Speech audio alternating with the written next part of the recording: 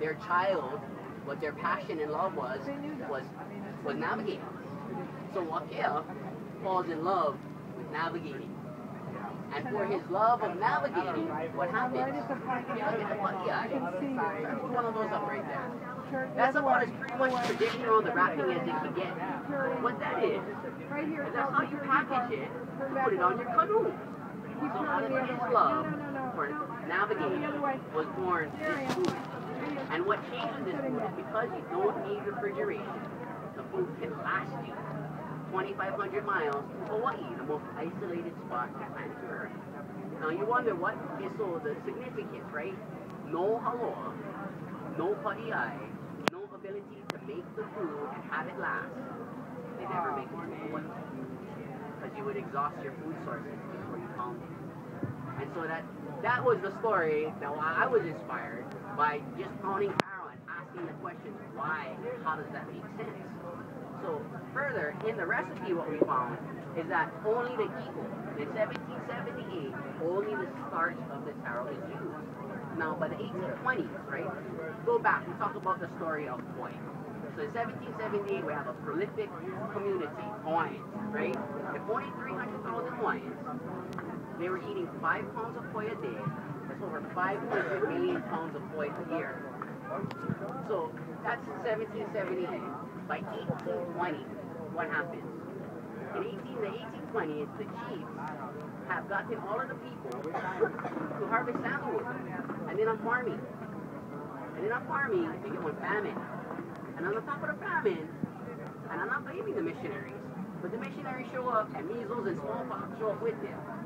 And right, what is poi? Poi is hypoallergenic, it's antibacterial. It's actually proven that the probiotic bacteria in this are the ones that rejuvenate your body's internal bacteria that helps you to digest your food. This is an ultimate medicine. They never had medicine. The measles came, boom, population wiped out. From about 1820 to 1850 is the development of the first commercial poi market. And who was it developed by? The Chinese, right? Because the Chinese labor came in the 1820s, and what did they do? The Chinese never worked for the plantations. They worked for the plantations, and they started a business.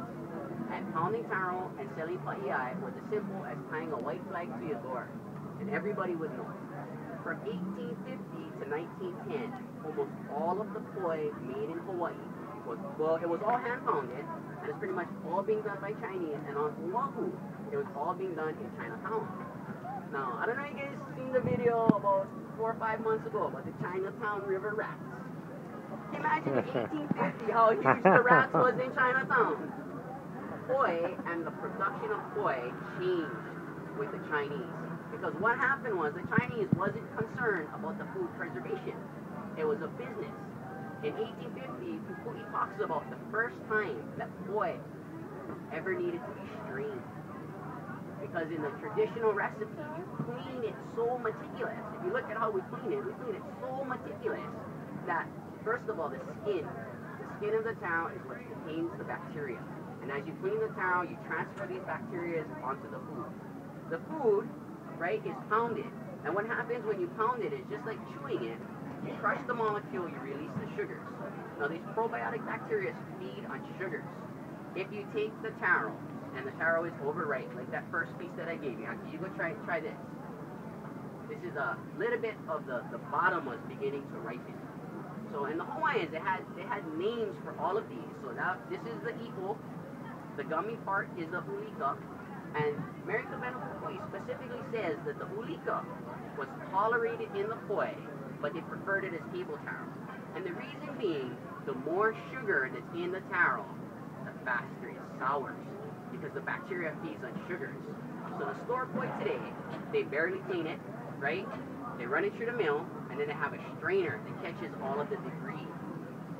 Because the bacteria is on the skin, the bacteria is totally proliferated, the bacteria spreads through water and sugar. Because they use a riper taro, so either you have to keep your poi refrigerated, right? Like Hanale says to keep refrigerated, or quickly it sours. So in the traditional recipe, which today we want to kind of focus on, what makes it so unique is that the starch, when you think of it, sugar, feeds bad bacteria.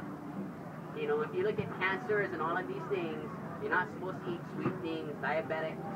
So in fact, some recent studies have said that diabetics shouldn't eat poi. Now how the heck this Hawaiian with diabetes, not supposed to eat poi?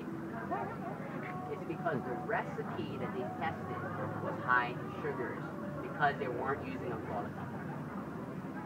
One of the things when you purchase paiai, what you're supporting is farmers that grow good taro.